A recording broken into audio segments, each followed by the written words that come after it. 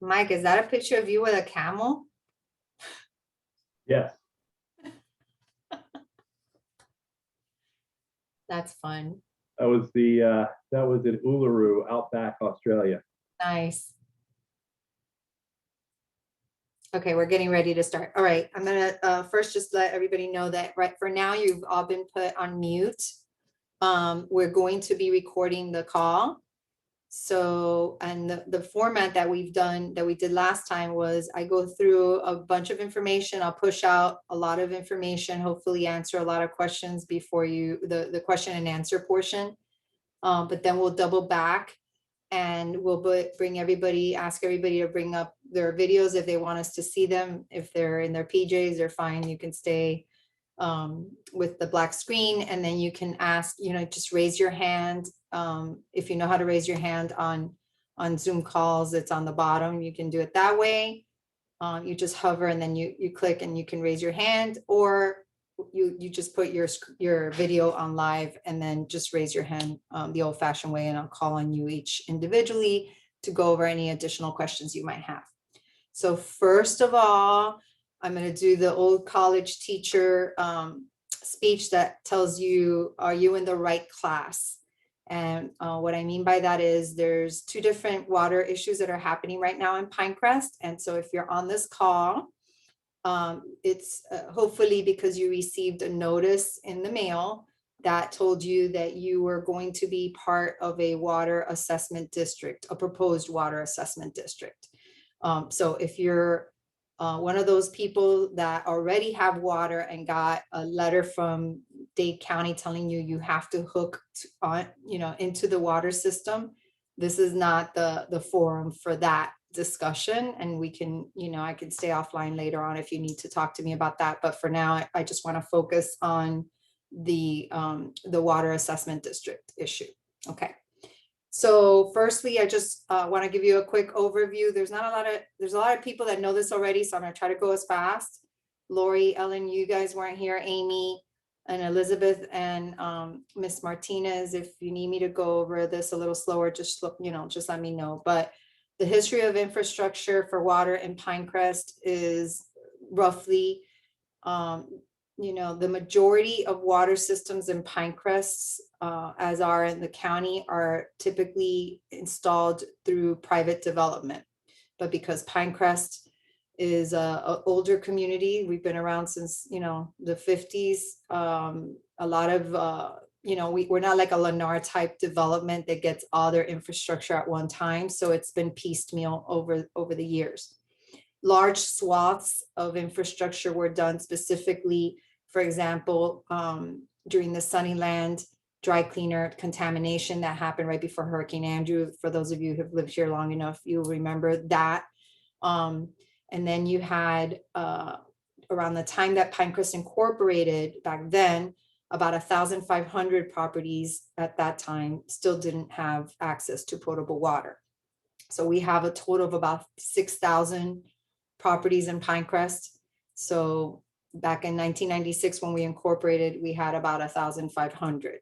So between then and now, we've built out about 700 homes, either through private development or through an infrastructure project that the village did on behalf of the county when we got some funding through the 2004 general obligation bond. And at that point, we put in some of the what they call the backbone.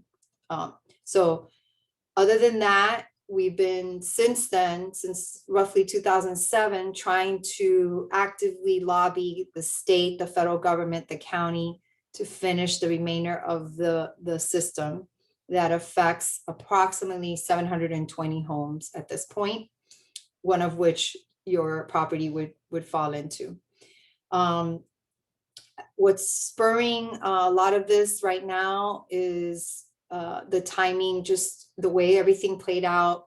We had looked at trying to assess what the cost for construction would be to actually complete this. So the council had commissioned an update to all those construction documents.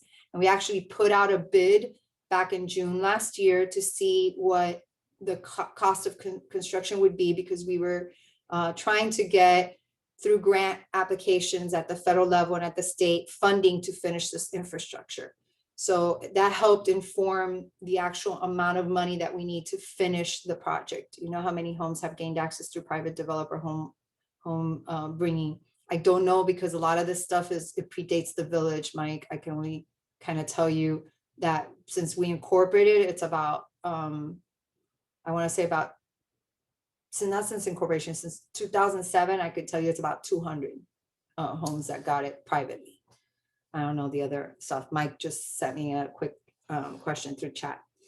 So going back to, the history of everything, we were wanting to get a sense of what it would cost. We've applied for multiple grants, trying to flat out build the infrastructure, and have not been successful since the recession, since 2007.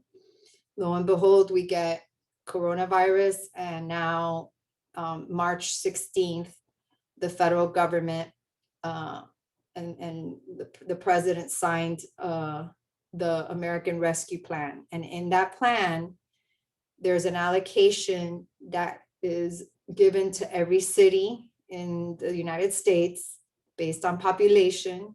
And that funding through it's a specific fund within the American Rescue Plan that's called the Coronavirus Relief Fund. They provide for the village $8 million that can be used for a limited number of purposes, including water infrastructure.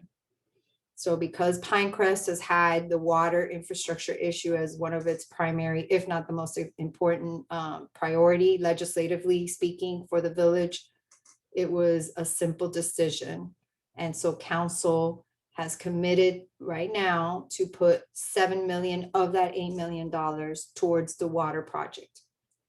We know, because of the bid that we received in June last year, the cost of the total project would be $11.4 million. So the village has committed to 7 million.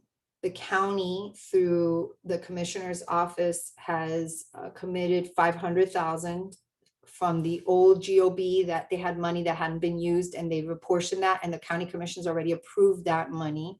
Hey, George, how are you? And so we're working with a pot of money of 7.5, and then the balance is how we've come to the point where we're at, where we are passing on the cost to finish the project to the properties that would benefit from that infrastructure. And we were very cognizant of, the fact that there's a lot of people that may not necessarily want the water or even connect the water. So we were very careful to try to frame it in a way that would lower the cost as much as we could. We're not done trying to find more money. And if we get really lucky, which we're hopeful that we will, there's an infrastructure bill that's being talked about in the federal government, and we would go after the balance of the money needed through that source, and hopefully be able to get to it and use that, in which case we wouldn't need to apply the assessment. Okay, but for now, what's before and for consideration for the council is what we have in hand and what we know for a fact. I had questions of like, well, why, if you got $8 million, why not use the whole $8 million? The federal government and the Treasury Department has not put out the guidelines for the use of all these funds. And so the council wanted to hold back $1 million to see, because one of the uses potentially is to reimburse ourselves for lost revenues because of COVID. So there's also, you could use it for sanitary sewer systems also. So there was some talk about potentially using some of that money to bring sanitary sewer system to Pinecrest Gardens, for example, because it's a fairly large complex. So there's still discussion, and there's still an opportunity and possibility that whatever monies are left in that $1 million pot, that additional money from that may go to the water project. But that decision hasn't been made. So the discussion for council's consideration in May 11th is going to be whether or not to proceed with the assessment, creation of this assessment district and applying that assessment, which inherently considers the use of that $7 million pot plus the 500,000 from the county commission. So they're using basically what we know we have in hand. We're using figures based on an existing bid. That bid is only good for a year. So that bid, construction bid, expires in June. So we're working with a very short time frame to approve everything and sign contracts. Okay. The one unknown in all this, of course, it's always Murphy's Law, is because the feds haven't come out with the guidelines for the use of these funds. It's whether or not those guidelines are going to tack on requirements of these bids that may or may not impact the cost of the bid. If they tell us that we have to do special, Buy America, or, something called the Davis-Bacon, where you have to like have certain, record keeping of wages and all this stuff. If any of that impacts the cost of the construction bid, we may have to bid the whole project out again. And we've been trying to avoid having to go in that direction because we know for a fact that construction costs are more expensive today than they were last year. So we're going to try to do everything we can to use the bid that's still good through the end of June. So if we can go in that direction, and that's what we're hoping for, we would be signing, hi, Ms. Levinson, we'll be signing and approving the construction contract come June, all right, at the June 8th meeting. What does that mean as far as construction timing at that point? If everything, goes like this and the council goes ahead and moves forward with creating the special assessment district, the village will begin the what they call the permitting process with the county. We submit all the construction documents to the county, to Durham and Miami-Dade Water and Sewer. They review all those documents and then they issue permits for construction. The construction portion of this project, according to the contract, is supposed to take about 9 months. We're going to give it a year. So assume if everything goes according to plan, that we'll be breaking ground sometime in August and that we should be done by the same time the following year. Okay. The actual assessment, if this were to go forward, will not hit anyone's tax bills until 2023. So between now and then, you're not going to see anything on your tax bill. And then the village will be working out the logistics of allowing people to maybe decide that they may not want to participate in the long range financing portion of it and instead do the one-time payment that doesn't include, the interest charges. So right now the structure is at a maximum. You would be paying $358.97 a year for the next 25 years. And the option of the one-time payment without the interest built into it is approximately $5,555. So that payment, we're going to give a window of time. We're going to try to extend it as long as we can. At minimum, you'll have a year. And then, you have to pick one or the other. You can't, once that year lapses, the roll is submitted to the tax collector at the county. And then from there on, there's an assessment on that property for the next 25 years. The infrastructure itself, the village in this process really only functions as a construction manager. We're basically doing the project management. We're going to manage the contractor, make sure that when they're coming through our streets, we keep track of, people's driveways getting messed up, making sure the swales are put back to the way they should, and doing all that. But the minute that the line is built and water goes live, they test everything. And when the water goes live, we convey that infrastructure to the county. And it's not our infrastructure, it's a county infrastructure. They are the utility and they maintain it and then they operate it. And for those people who connect for the water, they will be dealing directly with the county. They'll get the bills from the county and the village really has zero involvement in that part of it. As far as what we are building, the village's construction project would only involve what's considered the backbone, the actual line that comes down the middle of the road.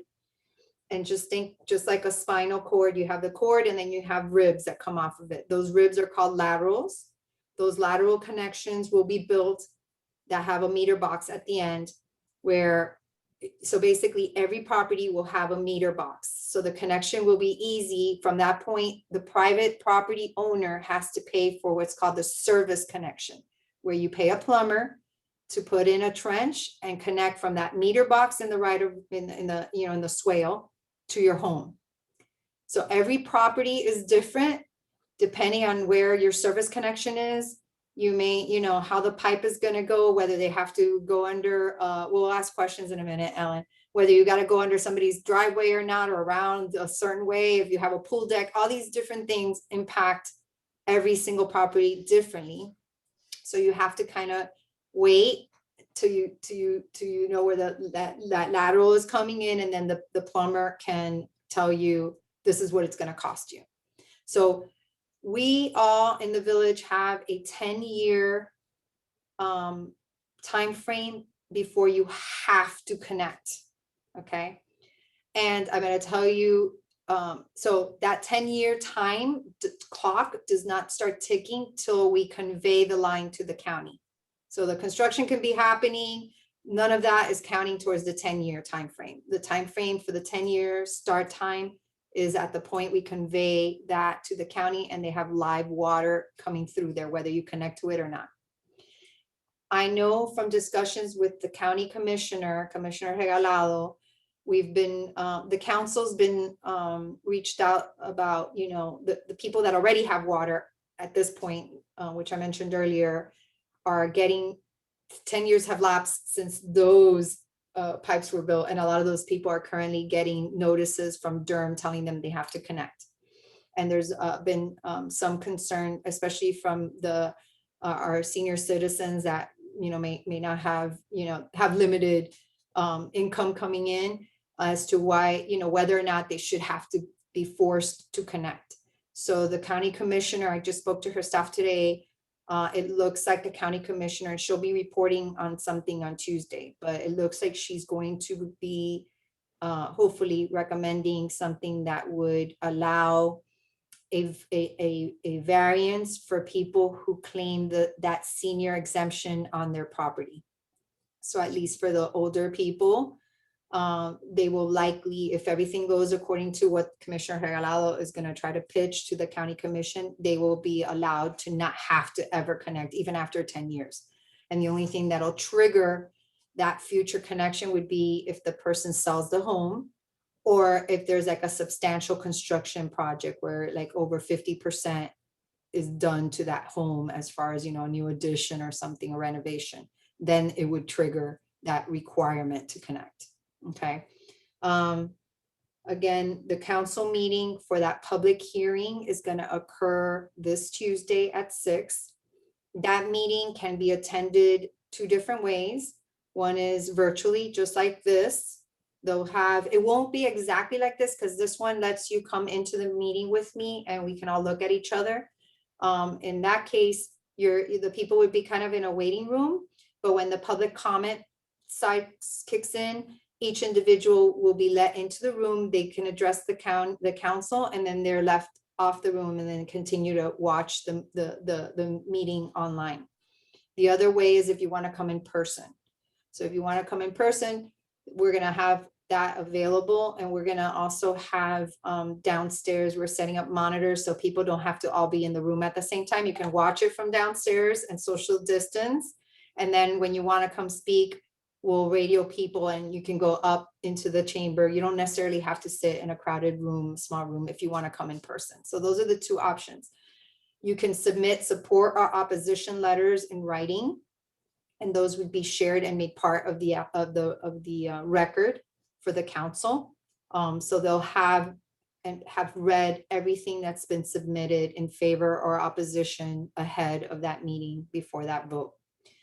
There's right now, the numbers that you're seeing are based on a number that we know is smaller than what is actually going to be part of the assessment, because we've already identified about 30 additional properties that are not part of this first hearing, that we just didn't realize there were issues with county records that weren't completely accurate.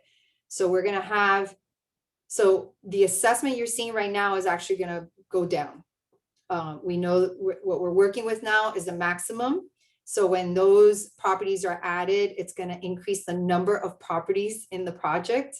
And that is spread out. That same amount of money we have to finance will be spread out amongst more people. So that will drop it a little bit, even less than the 358.97 a year. I just won't know what that is until we've completed that final batch of properties. And that will happen at the June 8th meeting.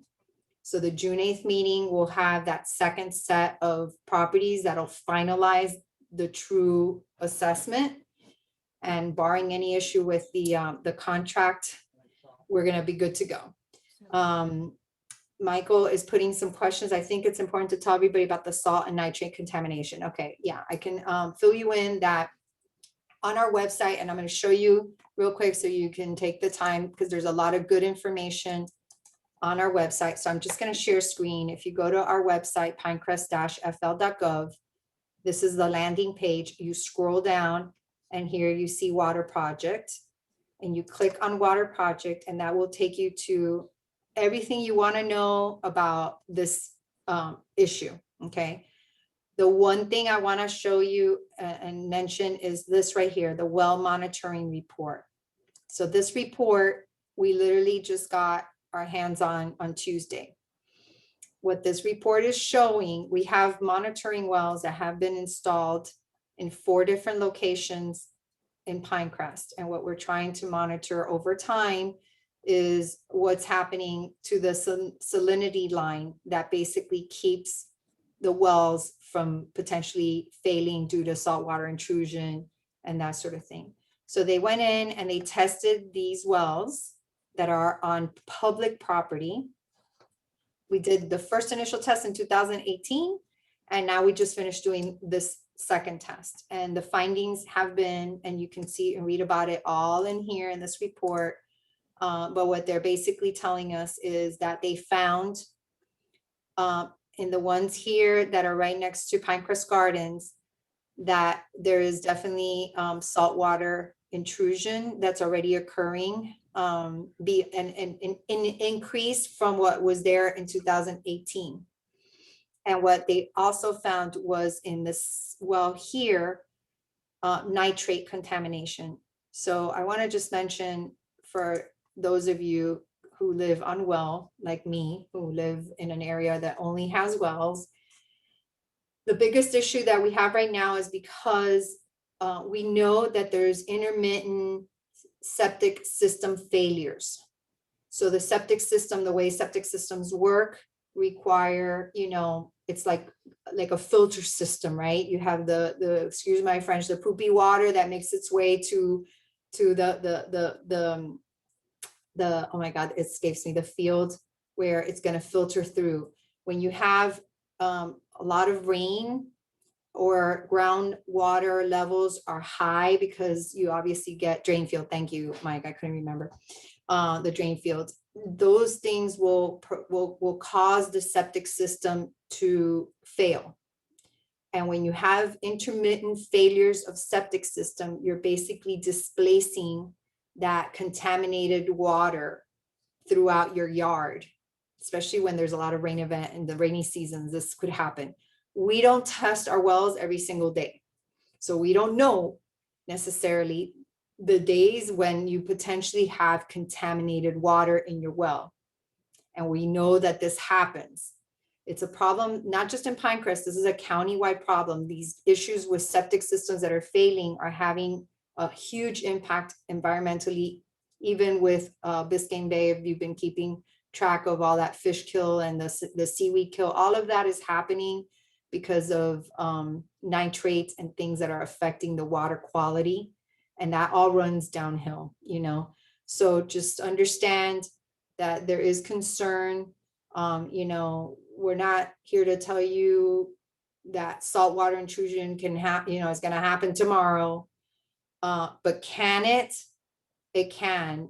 We've had conversations with DERM, the director of DERM. His name is Mr. Lee Hefty. He very adequately explained to me how Fort Lauderdale was the perfect example of how you can have overnight failures of wells because of saltwater intrusion. He explained that if there's a lot of like drought, that can have an impact, and suddenly you can have more salt water level or salt levels in your potable water source. So whether you believe and that you may or may not want to connect right away to the well water, to the regular potable water system, this new infrastructure is not as a biggest concern as the village's belief that at least if we have the infrastructure there, you have the option to connect to it. And so, you know, we're thinking ahead, and the reality is that these projects typically cost so much that they're not, you know, you never get to build it. So this is like a one-time chance because we got this money from the feds that we really didn't expect. So it's a gift from the feds. We're happy to take it, and hopefully we could put it to some good use. And quite frankly, the last 720 homes in Pinecrest out of 6,000 will finally have that infrastructure they've been missing. Okay, so that's the gist of everything. I think I've gone over as much as I can remember. So what I'm going to ask everybody to do is, if you want me to see your face, go ahead and take yourself off of the, you know, the video. You can put yourself on video.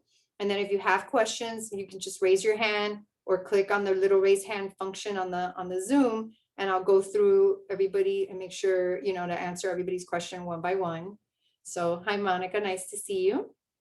So Hey, nice to see you as well, Jocelyn.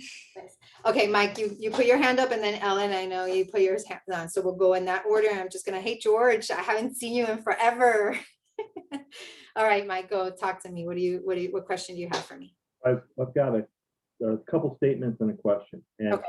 you didn't answer Amy's question, Yossi, that was sent to everybody. And so I'll ask that question, ask you to answer Amy's question about getting the money back if you do the one-time payment. Oh, yeah, if you mean if we were to land a grant after somebody's already paid that one-time payment? Correct. Let me read what she wrote. Yes, of course, we would reimburse you. So 100%. Then on the water salinity thing at well 3, which is Pinecrest Gardens, just so everybody knows how to read that thing, the salinity level for drinking water maxes out at 250 milligrams per liter. And at drinking level at 30 feet, that well is already at 200. So, and it jumped from 12,000 at 70 feet to 14,000 and change in just a couple of years. Right. So we definitely got an ongoing problem with that. And then last but not least, I honestly believe with regard to that $1 million, that every penny you take out of the rescue money to put someplace else in Pinecrest, you're shifting the burden of that expense, whatever you use that $1 million, onto the backs of us 700 people.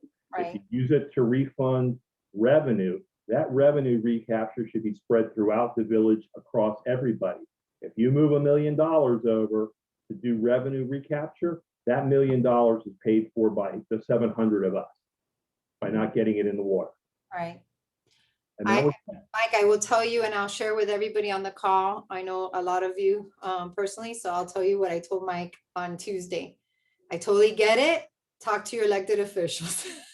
Because I'm just the Indian, right? I totally get what you're saying, Mike.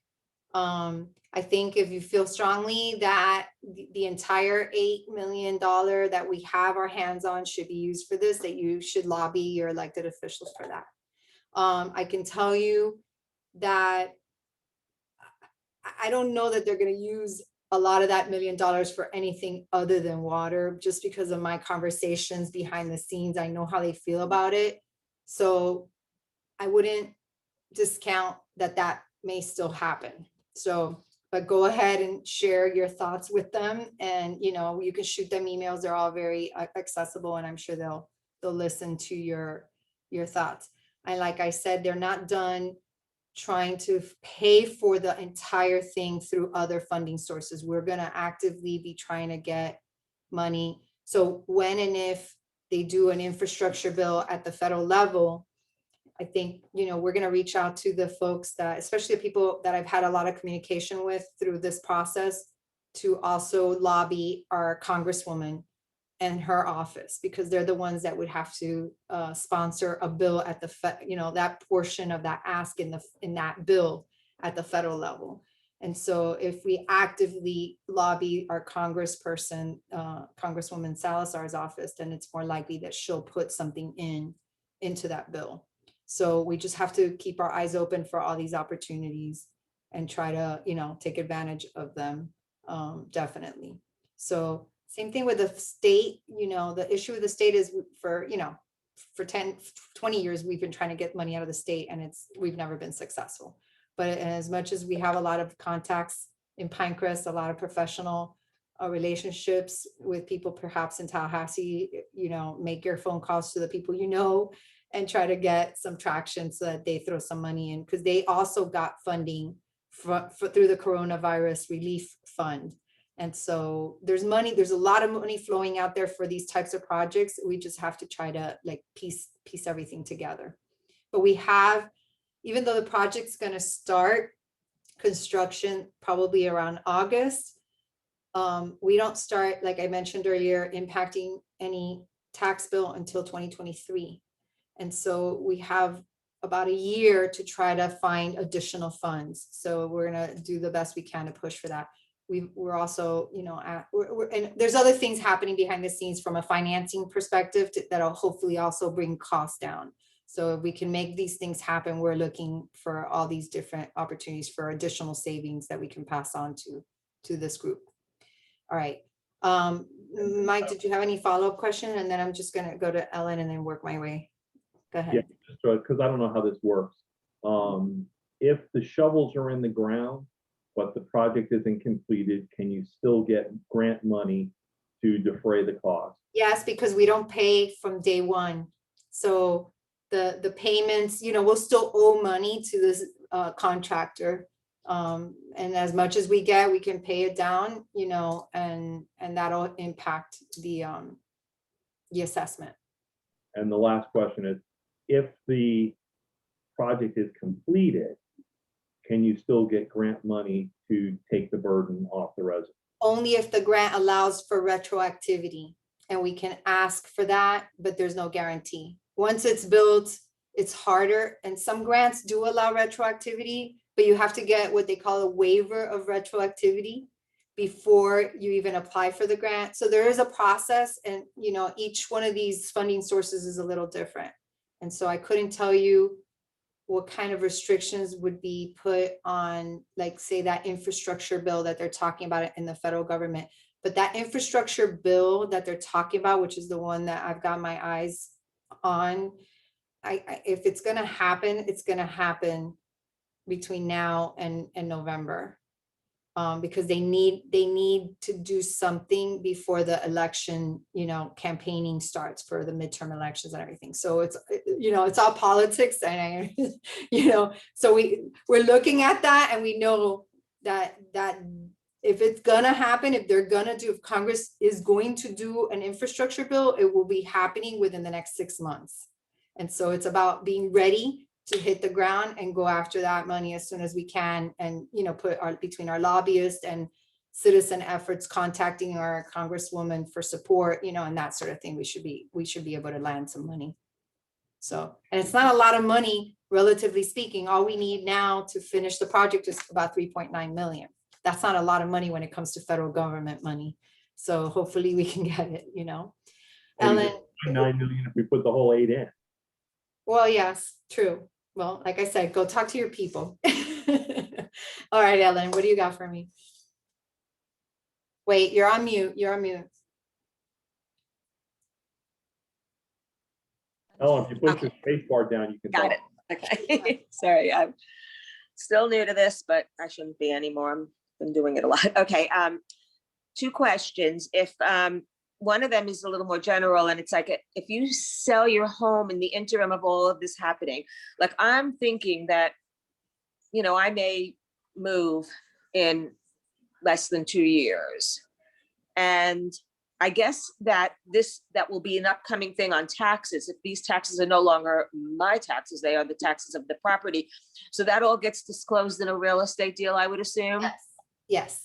Okay. When you know, when they do, they are subject to an assessment, you know, like we have, like Devonwood has special assessment. The people that live in, you know, Pinecrest by the Sea has a special assessment for the security. So this will just be a special assessment for that property, and that'll be disclosed when they do the due diligence for procurement of a house. Right. Okay. And then my second question is a little bit more specific. I live at 9200 Southwest 70th Avenue. I'm on the corner. Okay. And my actual address, of course, is 70th Avenue. All of my utility, my garage and everything is on 92nd Street. So I'm just curious how that's going to work when they come down. I know that both streets will become complete because they're not, neither of them are complete now. Right. But where's my lateral going to be? And is that decided by me, or is that? If there's one side where it's more beneficial to you, we can work on that location. So we just need to know about it. If you send us an email, we can refer that to the engineers of record, and they'll take that into consideration, and work to bring that lateral and install the lateral where it makes more sense for that property. So at what point would I? If you do it now, let me know, because we can advise them since now, you know, they're already have plans. So they just would have to make a note in the plans for. So I would address it to village manager, to your and then email. I'll do it from there to the people that need to know. Okay. And I'm assuming, you know, without being an engineering person myself, that my garage side would be the proper side, because the other side has. Where right now your well pump and where the water comes in from your well into the house, that's where the service area is. So you're gonna come in right there as well. That is the 92nd Street side, which is what my address should have been. Right. And isn't. And that's where the pump is. That's where the ladder is. That's where everything is. All service stuff. So people don't have to abandon their wells. So you can keep your existing well for like sprinkler or to fill your pool. So you don't have to, like, obviously pay for water for those kinds of expenditures. The only issue you have to be aware of is if your well gets too much salt, that is not good for your landscaping. So, you know, something to know that you should get, testing on your well, especially if you're close to these monitoring wells that we are finding already saltwater intrusion. You definitely need to be very aware of what you're putting on your landscaping, because you'll create a problem for yourself. So you're not actually requiring capping off the well once you make that connection? No. And the plumber, I assume the plumber that you hire to do that, or maybe groups of people will hire plumbers, that that plumber is going to have a complete understanding of like what goes to what. Yeah, the plumbers know exactly what this entails, you know, and it's we've been asked to try to, like, you know, vet, like maybe do a list of, you know, preferred plumbers. I'm not sure what we're gonna do, because typically we don't like to recommend people. We try to stay out of that, but we'll see. I might at least, you know, pre-register people that at least we can confirm that they have the licenses and the insurance, the liability. You know, we might be able to do something that at least we can tell you they're legal, you know. I don't know that we'll get into, you know, these are good and that we recommend them. I don't know, but I would definitely tell you that I would price out with multiple, you know, plumbers. And, you know, the reality is that the work to connect is very simple. You can do it yourself. You literally can just build a trench and lay PVC pipe. It's not that difficult. And so you need a plumber from a life safety issue for the permitting process. But if you know anything about plumbing, you could probably pull an owner builder permit and do it yourself. That's how easy this is. So just FYI, if you have a handyman that's really good at stuff around the house, they can help you. So Is that your only question? Is that it? I believe so. You've certainly Okay, answered more than that. So thank you. Thank you again. no problem. Monica, go ahead. You're up. Thanks. Well, I think my questions kind of piggyback right now off of Ellen's. I just wondered if, because I figured that there's economies of scale. I know I had talked with one of my neighbors that lives on my block about how maybe a few of us can get together and I'll hire the same plumber to do the connection. Right. Um, I just wondered, and I hear you that you don't want to get involved, but I wonder if that's something that maybe the village can help with, not necessarily pre-qualifying, but maybe helping put people together that all want to do the work at the same time, just to make the work more economical. Yeah, I think that's gonna be difficult, and not for not wanting, but because we're not a huge staff. And so the trying to coordinate that many different properties and people and groups would be a lot more difficult than you guys who know each other, that live next to each other, saying, you know, hey, I'm gonna take the lead. I'll call 3 plumbers, and on behalf of all 5 of us, I'll try to get a good price. Like that, I have to say, would probably be the more efficient way to do it. We, you know, like I said, we the village cannot do anything that is on private property. So I can't even, because if I could, I would just put it out to bid and say, we have 700 homes. We're gonna do the connection for the 700 homes. Give me a price, and we would just do it. But because we can't do things on private property. So you guys are unfortunately gonna have to do that little bit of your own homework on that. Okay. Okay, thanks. And just You're welcome. one other question. If not, I maybe can get in touch with Mr. Guilford after, but I'm not as educated on this issue as I should be. What is this $1 million that he? Okay. So what I think you did come on a little late, but I'll just go over it real quickly again. So the village, the reason we're moving this project right now is because the village was given an appropriation from the federal government through this bill that was passed in March. It's called the American Rescue Plan. And in that plan, it provided about $8 million to the village. Every city gets it in the United States. That $8 million can only be used for about 4 different things: water project, sewer project, reimbursing for lost revenues due to COVID, and you know, like economic stimulus kind of, you know, business grants and that sort of thing. The village council has committed, as part of what we're doing right now in establishing the water assessment district, they've only committed to using 7 million of that $8 million allocation towards this project. So there's an additional $1 million that they still have not decided what they're going to do with that $1 million. And so Mike's position would be all of that money should be used for this water infrastructure. There's obviously competing interests because, and we're kind of still waiting for the Treasury Department to give us guidelines on like what and how this money can be used for, and like what are the rules, for example, for reimbursing ourselves. Like, what does that mean? Like, how do we make that determination? Are we comparing ourselves to whatever the numbers were in 2019? Or like, how is it that you determine, in their words, what lost revenue means, right? And so we may or may not tap into that to reimburse the village's coffers for lost revenues. One other idea was using some of that money to do sanitary sewer extension to Pinecrest Gardens, which will be about $350,000 worth of a project. So what I said to Mike, and what I would share with you, if you feel really strongly that the entire $8 million allocation be put towards this project, which would obviously translate in cheaper yearly assessment for you guys, then say so, write your elected officials, and let them know that that's how you feel, and lobby them. If you know them, call them on the phone, tell them, you know, please consider using all the money. What I can tell you behind the scenes, because of my discussions with them, is whatever we don't use for anything else, they will put towards money, towards the water.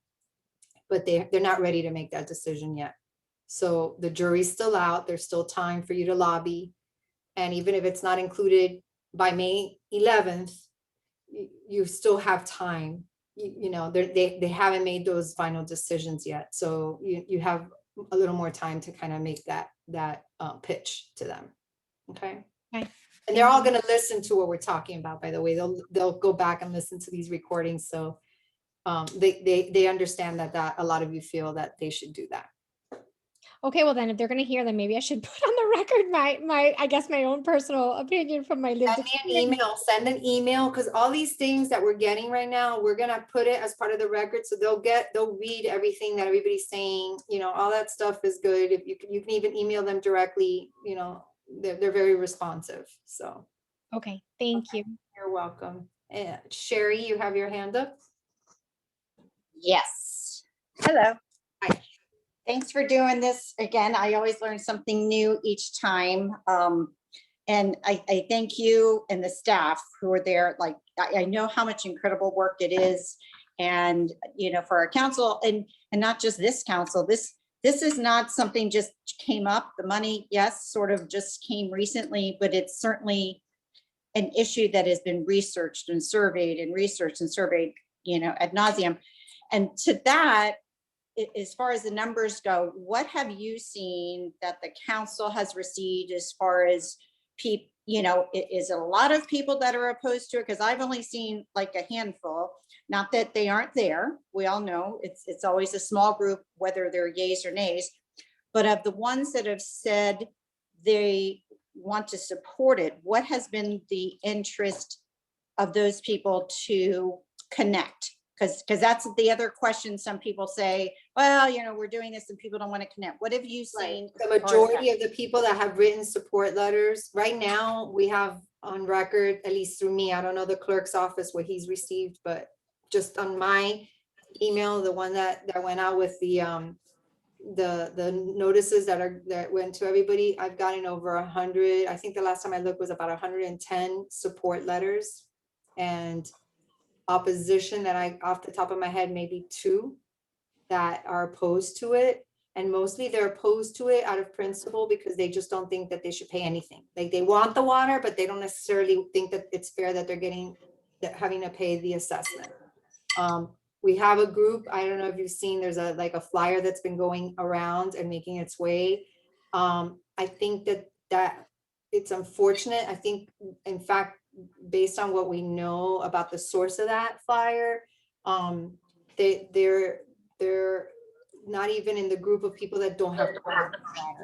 And so what's happened is that, like I said, Murphy's Law, the county decided to start sending letters out telling people they had to connect to water. And coincidentally, it's happening at the same time that we're trying to do this project. And so it's getting kind of mixed together, which is why I started this meeting by saying, if you're in that group, you're in the wrong meeting because it's 2 different things. The one thing that is, that does connect is the fact that 10 years later, after this goes live, you will be required to connect. And that is the county code, and we cannot go against that. So and so the emails that council and you've received, as far as the interest to connect, have you seen a strong interest to connect? Because I've just heard it here by a bunch of people. So yes, there's a strong interest to connect. It seems like a large majority of people are saying that they're willing to connect and plan to do so within the first 2 years. So okay. I haven't taken like the survey of it, Sherry, to like know exactly, but I can tell you, just because I read them all, that the majority of people, each household on average is 4 people that live there, and they're all like, they list the people that live there, the amount of people, and they're saying we're willing to connect and we plan to connect within the first 2 years.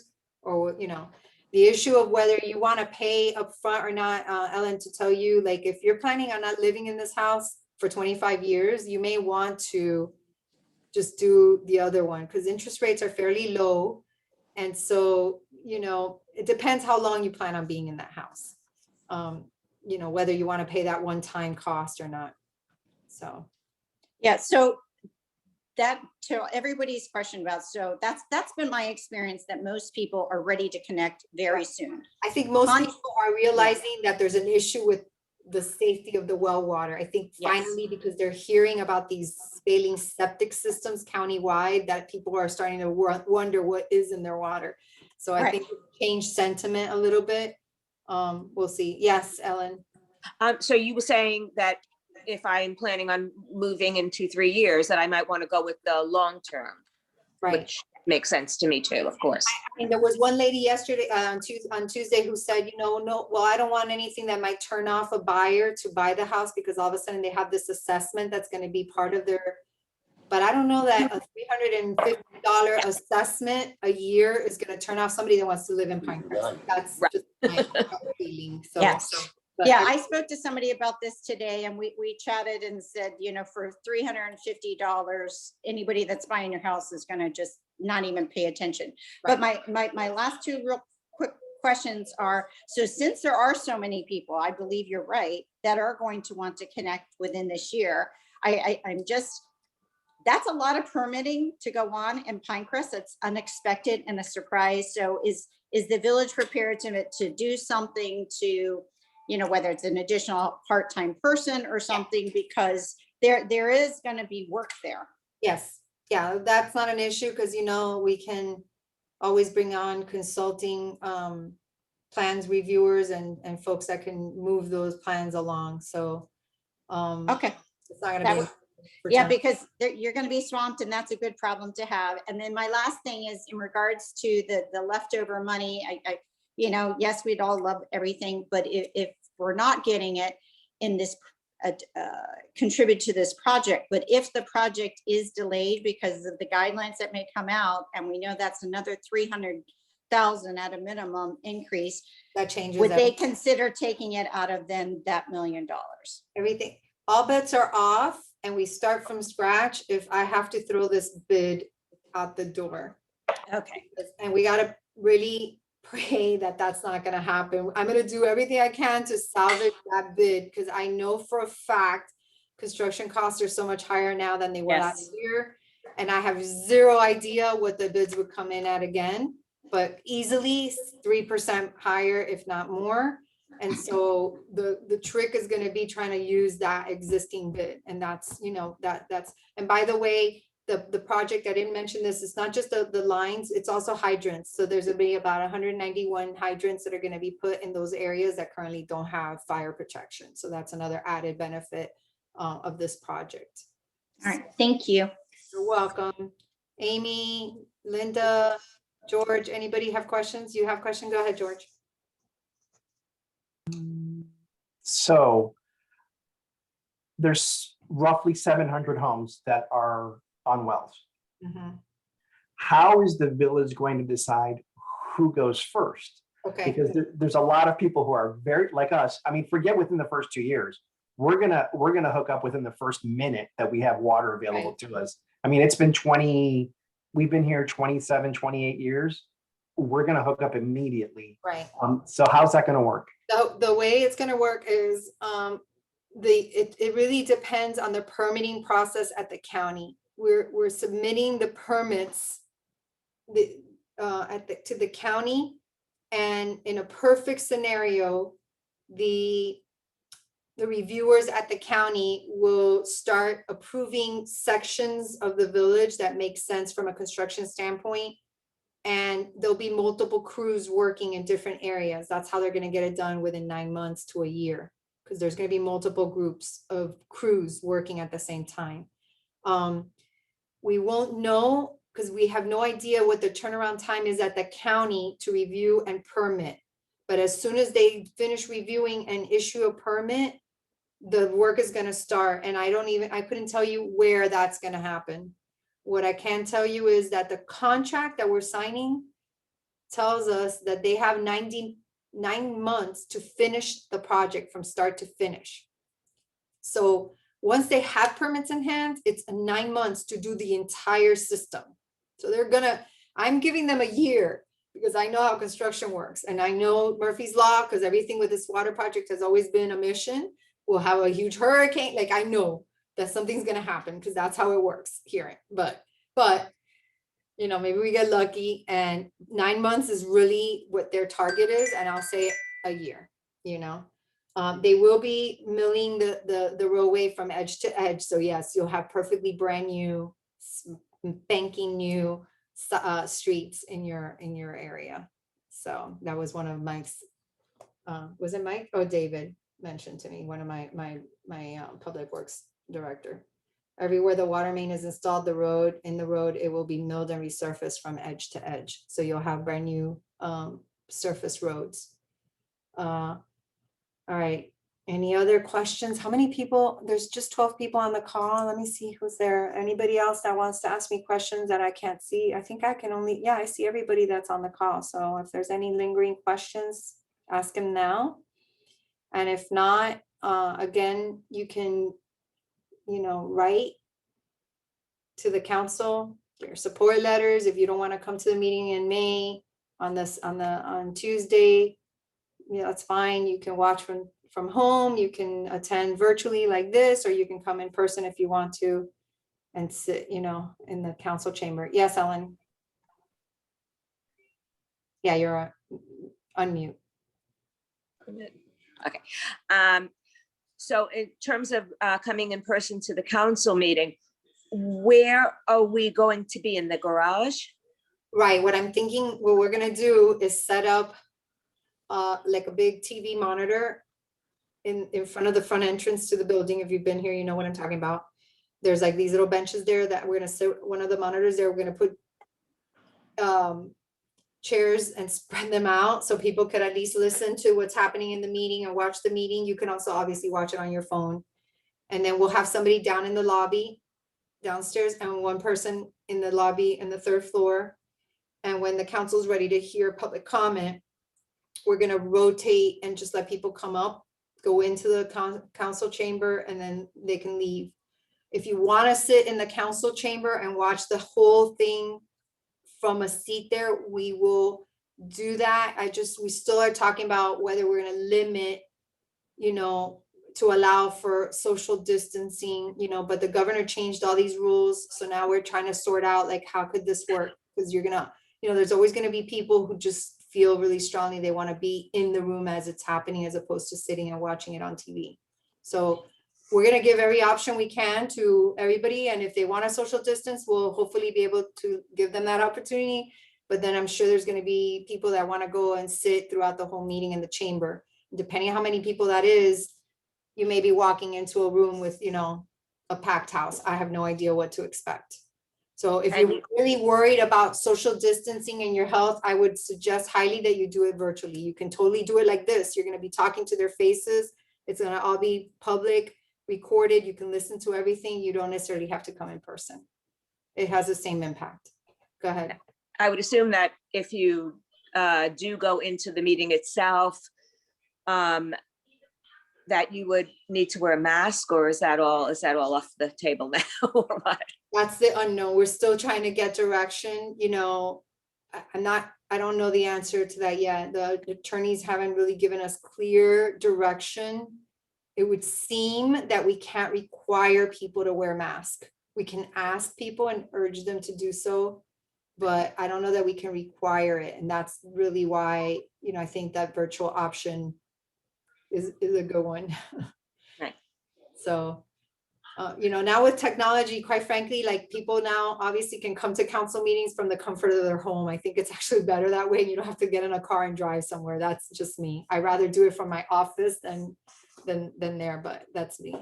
Linda, did you have questions? I noticed you took yourself off of mute. You just answered it because we were debating whether to come in person or to do via Zoom, and if it's the same thing, then I think we would choose Zoom. But I mean, I know our whole neighborhood is super supportive of this. I'm really grateful that you made this opportunity available. You're so knowledgeable and so, able to answer every question, no matter what it is. And I just appreciate that. Like George was saying, we've lived here for 27 years. So we've seen a lot of projects go in that had nothing to do with us, dog parks and right, soccer fields and everything else. And our feeling all along was all of these things make our village better. And I'm hoping that the prevailing sentiment is that water will make our village better too. And that people get behind this, because it was an unexpected windfall, and what a great opportunity. And so we'll do whatever we can to support you, and thank you so much for. I could tell you, without a doubt, a lot of people, the support folks totally outweigh anything that I've heard from an opposition side of things. And I just think, it's clear. I mean, this isn't a new problem. We've been dealing with trying to solve this The thing problem is, for 20 years. It's clear to us, but it's not clear to people who have water, because I mean, the bottom line is we're on this tiny little grid in Pinecrest that's the last to get reestablished every time the power goes out. And so we'll take a bath in our pool, which for 2 weeks, of unfiltered pool water gets a little gross at the end. And now 2 doors down, we've got a McMansion. So all those people are going to be watching us take our bath in a pool, Right. So it's like, we're very excited about the opportunity of having water. And I totally feel your pain. I have to tell you, because most of you know me. I live in Miramar in a place called Country Club Ranches that has acre lots. I've lived there since '93. I grew up down here in Continental Park, but now I live up there. That in my neighborhood, it's a enclave. The water treatment plant for the city of Miramar is in my neighborhood. So I get to Wow. watch their trucks come through my neighborhood, and I don't have water. I have well water. They asked us if we would be willing to pay to bring water. $10,000 was the survey. I said, yes, I would pay $10,000 gladly, because I can't even wash my white clothes in my own house. Because, and I have filter systems. I pay a guy, what is it, $90 a month to come fix my salt thing. And I have to buy bottled water. And, God knows I don't even cook with that water, but I'm bathing in it. I'm brushing my teeth. And so I've never tested my well, because I don't want to know what I have, because I'm done. Like, that's what I have, and I got to live with it. I totally understand your pain. And luckily, the city of Miramar has said, finally, they're going to give us water next year. So I'm like, I'm telling you, you have an advocate in that sense, because I totally feel your pain. And No, I totally understand your plight, because I live it every day. The leadership on the council on this one has been fantastic. You've been trying so hard to hear all of the stakeholders, not just the ones without water, and I appreciate that.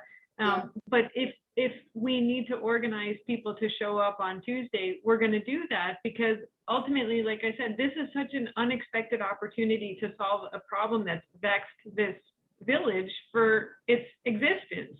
So let's solve it, and we're going to have a whole nother pile of money next year to do whatever next sculpture or whatever we need to do. I mean, we're very well positioned as a village. So, let's solve this one and move on. I think so, thank you again. It's going to happen. I really believe it's going to happen. So let's just stay positive and focused on the mission. And I think, just, again, for those of you that have issues or concerns with the social distancing, the virtual is just as good as coming in person, quite frankly. Yeah. So, but what a great for our village. I mean, you're awesome.